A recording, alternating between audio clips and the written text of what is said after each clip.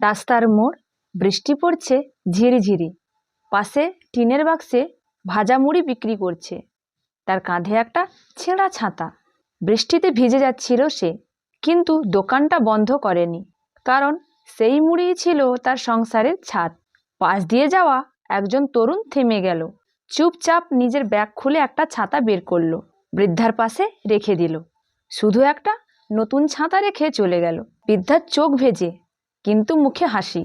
পুরনো ছাতাটা মাটিতে পড়ে আছে, বৃষ্টিতে ভিজে যাচ্ছে। সেদিন প্রথমবার ছাতার নিচে শুধু মাথা নয়, একটা হৃদয়ও শুকনো থাকলো। কয়েক বছর পর দোকানের সামনে লেখা, আমরেল্লা অফ হোপ ক্যারেক্টেবল স্টোর।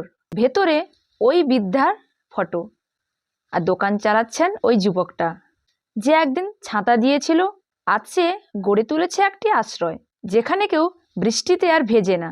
জীবন বড় হয় না ধন সম্পদে, বড় হয় একটি কাজের মধ্যে থাকা মানবিকতায়।